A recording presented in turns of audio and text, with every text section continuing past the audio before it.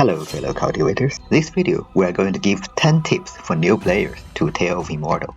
And this game is going to release its official version probably in the end of May 2023 after a long period of early access time. It's been few years. And during this time the game has updated many times and there are a lot of things have changed. And this is also the reason if you're looking for example, on internet about Wiki, Steam, Discord, many times you find guides which are simply outdated or just wrong. And that's why just before this releasing of the official version, I would like to make this video to give some tips for new players. So, tip number 1. Enjoy the sandbox and roleplay element of this game at low difficulties and only to explore the builds and those roguelike battle elements at higher difficulties. And this is more like a very general point or general tip I give to all the players who just came to this game, because this game is a mix. It has a very strong sandbox roleplay element, there is a very loose end story, but there are a lot of different side quests, mini events, and most importantly, there are a lot of NPCs. Each of them have their own personalities, have their own story, and you literally can click on them and find out their backstory. And all of this will be calculated after each month. So I would really recommend you to just enjoy the game, have fun with NPCs, talk with them, become partners with them. You can even marry them, become form of master-disciple relationship, all the things, and just explore the game, enjoy yourself, enjoy the roleplay element. And this actually is very suitable at low difficulties as well, because at low difficulties, for example, normal, or even a little bit higher, like very hard, let's say, the game itself is actually very simple. You can literally finish the game without actually knowing how builds work. And sounds weird, but I actually do recommend you to, in the first time I play this game, to do that. Because my experience is when I know nothing about this game, the first time when I come in, when I really care about NPCs and thinking about them and their background stories, that is the most fun playthrough I've ever done. And after that, now I am in the time of exploring the builds, making videos and stuff. It's never as fun as initial time anymore. However, this does not mean that this game you are not supposed to actually study the builds, make yourself more powerful. In fact, I would say this game actually do provide a very in-depth analysis where you can do and make different builds, and I do enjoy the roguelike battle element as well. I mean, this is what really distinguishes this from many other cultivation games, which sometimes have this turn-based battle, which I personally is not really a big fan of. I'm a normal human and I just like, Diablo 2, this type of battle type of games. So, and very much like Diablo 2, when you go to higher difficulties, many lower, difficulty viable builds are not that viable anymore, or more like you actually have to study, different skills, how to make them work together, and how to make builds. But let's leave that to higher difficulties. Alright, tip number 2. And this is again a very general tip, which is read in-game descriptions. And I know many people do complain, and sometimes it is true, that the game, something in the game is not explained very nicely. I will nominate the thing which is the Dark Souls. However, in most of the case, the game does have in-game description, and yeah, there is English version. The translation might not be the best, but it does delivers the correct information most of the time. So if you do not know something, how does it work or what's the use of this, just put your mouse onto the item, onto a question mark, or wherever it is, and read how does it works. And this, I would say honestly, probably can solve 90% of your problem. So that's a general thing, and to be honest, isn't it that's the general thing for almost all the games. Alright, tip number 3. When you start a character, you can choose, starting destinies, like 3 of them, and you can also refresh to get a bit higher stat. I mean, it's recommended, to get higher luck or insight. That's in general for not only for lower difficulty but also for higher difficulties as well. And many people spend a lot of time re-rolling those starting destinies.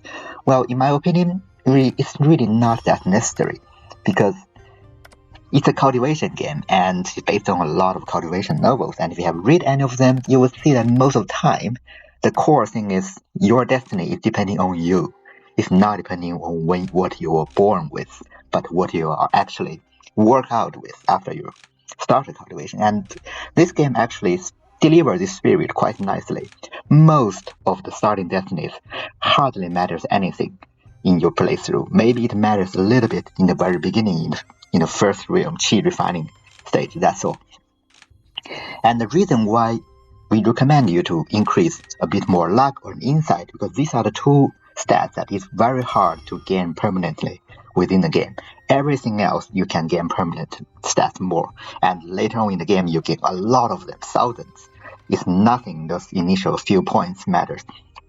And luck matters for whatever you drop. Like if you have 80 luck and you have 200 luck, the dropping rarity of the items will be very different.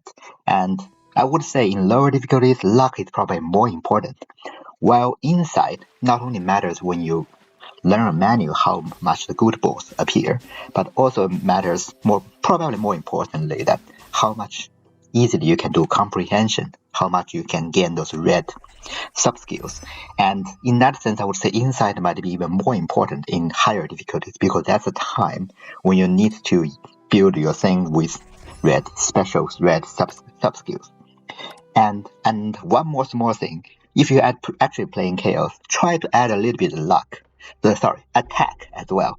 And this is not, looks contradictory just from what I just said, but a little bit of luck initially actually does help you to at least go through Chi Refining Edge, or at the very least defeating Jagu more easier, because some players literally stuck at Jagu. Alright, and tip number 4, and this is for, let's say, roleplay element, so in a way more for lower difficulties, and that is take account of NPCs' personalities and when you interact with them. So NPCs in this game have internal and external traits, and some of them are straightforward, like it determines how the NPCs will interact with you. For example, a selfless or a kind character are more likely to forgive you, but the evil one probably won't. And some of them are a little bit more convoluted. For example, a justice, an upstanding character, even though in general considered a good person, but they do not forgive bad people who they think they were. For example, if you piss off one of their friends, they will probably think you are the bad person and will come to fight for you. That's how upstanding do.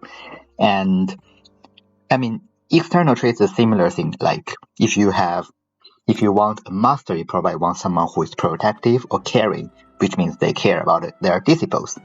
And you don't want someone who is like very much self-centered.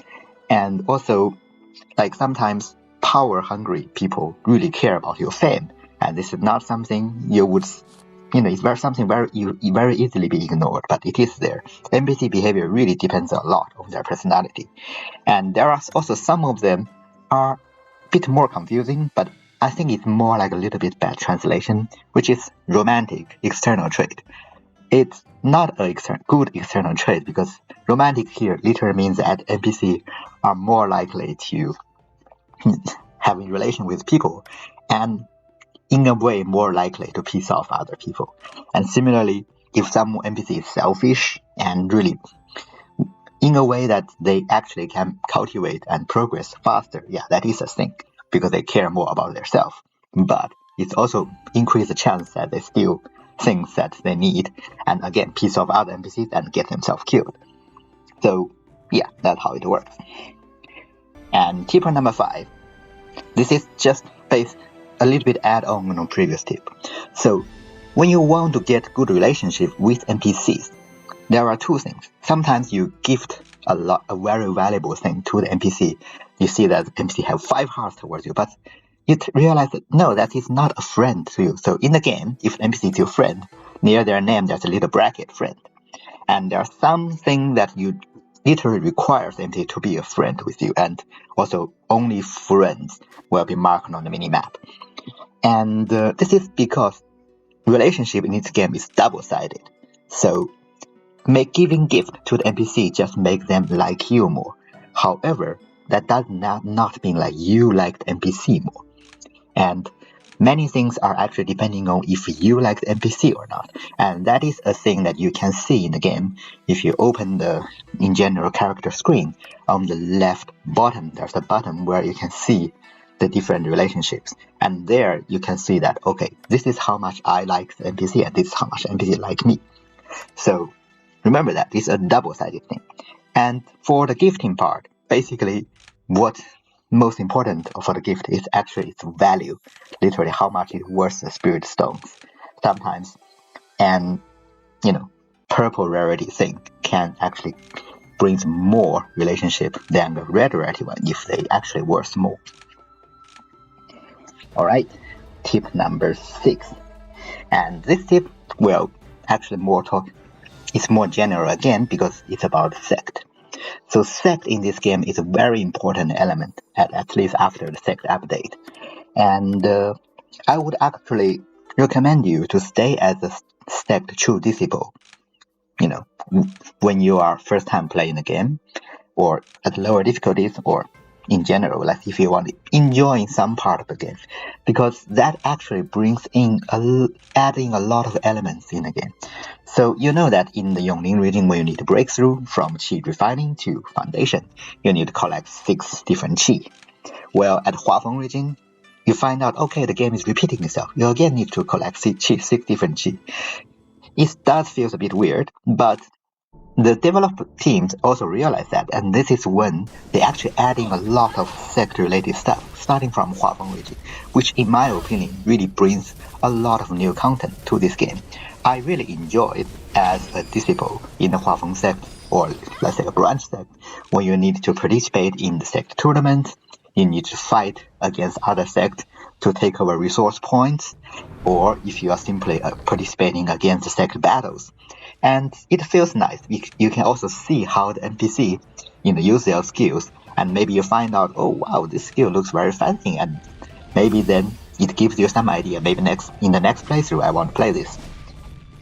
But if you actually start playing Chaos or higher difficulties, it's actually recommended you to become a Sect leader very early. And this is because being a Sect leader, you get many things for free, and also you can manage your Sect, which means your Sect, for example, the treasure pavilion will refresh its items much more frequently, which really helps how you play through. And if you're interested, there is a Sect management guide in my channel.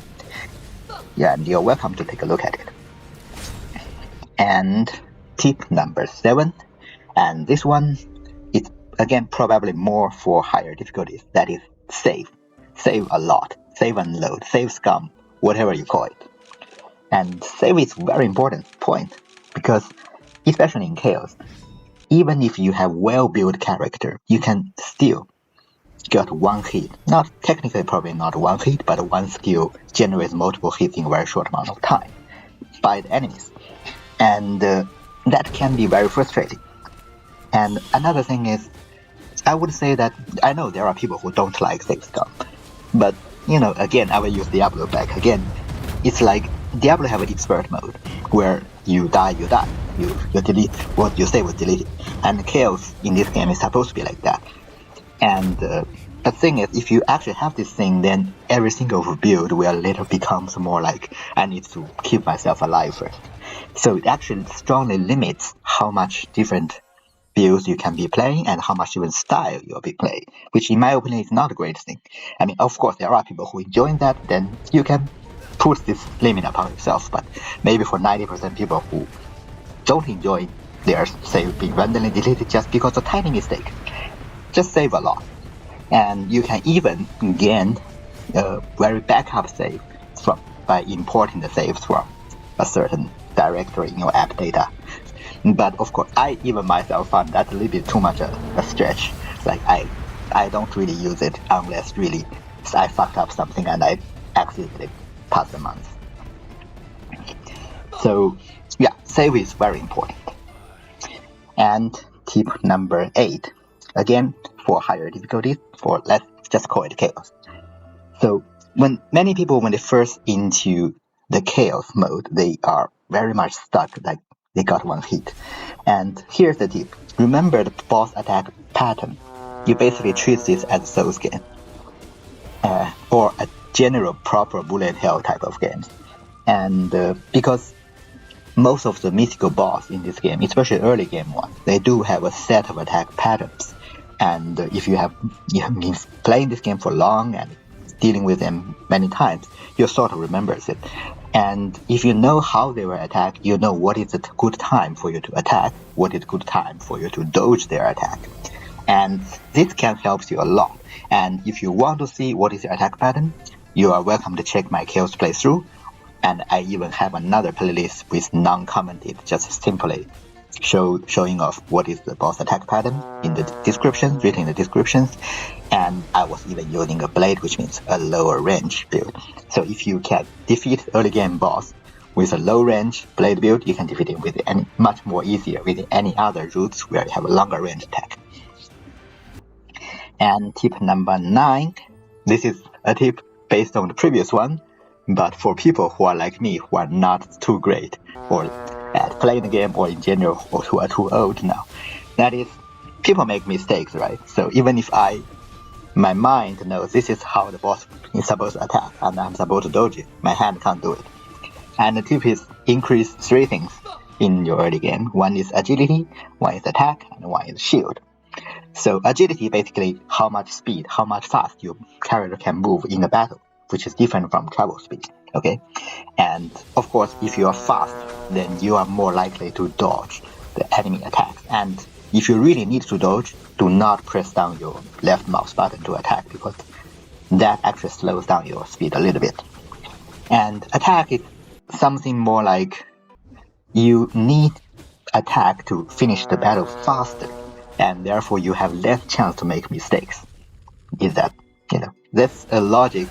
You need to think this way, because actually increasing attack really helps a lot in early game, and actually throughout the game, let's say it that way.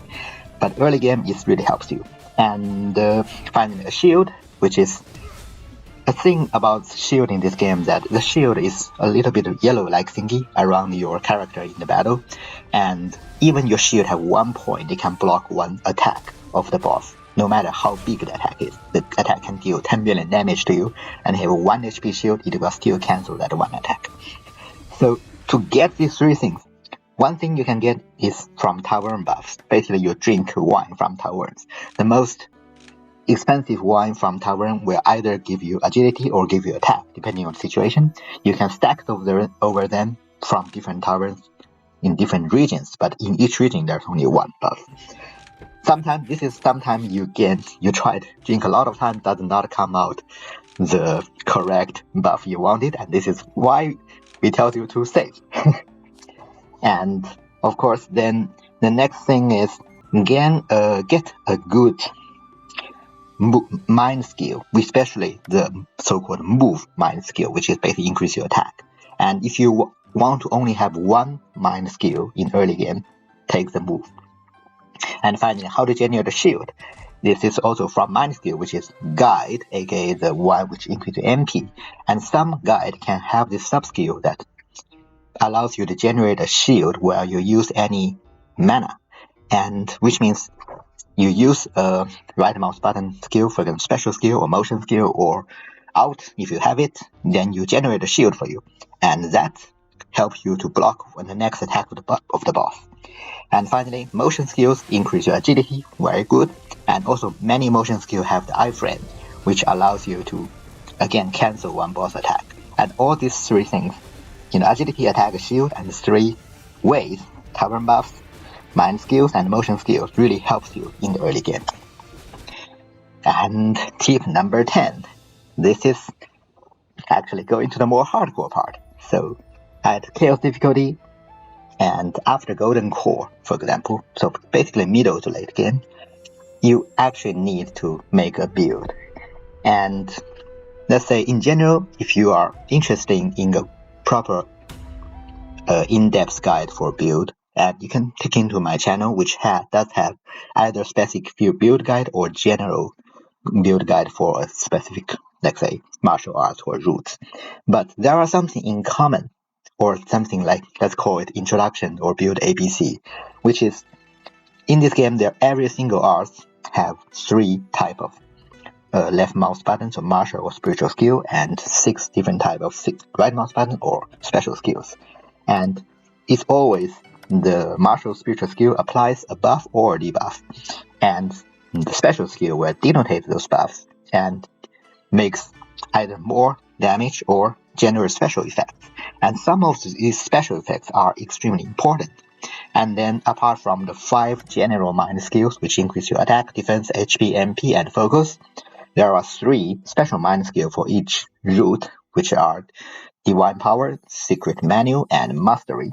Many of those have special sub-skills, which make the special effects even more powerful. For example, Fairy Flame from the fire, and the Lightning Bolt from lightning. These are extremely powerful damage amplifiers, and some of the most powerful builds are built up based upon those Fairy Flames. And then the reason why we only talk about builds after the Golden Core is, first of all, you probably only can access some or the skills once you're at Golden Core. So before that, you can't even access some skills. 2, it's in order for many builds to work, you need something like you need some rewrite destinies. And here is the first time in this entire video I talk about rewrite destinies. And I know a lot of people think rewrite destinies are important, but it's not that important for this game. Even in this last tip of a build, I only talk about it here. And it's really because build your skills are more important. And rewrite destinies sometimes are essential for a game, and only when you reach maybe Golden Core Origin Spirit, this is the time when you gain some essential ones to make a build work. And as you progress later in the game, you can choose different Divine Beast Souls, choose different Reborn Bird, and choose different Tradition Set effect. And those things can sometimes actually make a bad build become good again. But all of these are, much more later part. And if you are coming to this part, you are not a new player anymore. And that will be concluding all 10 different tips for new players to Tale of Immortal. As usual, thank you for watching this video, and if you like this content, please consider leave a like, subscribe to my channel, and I will see you next time.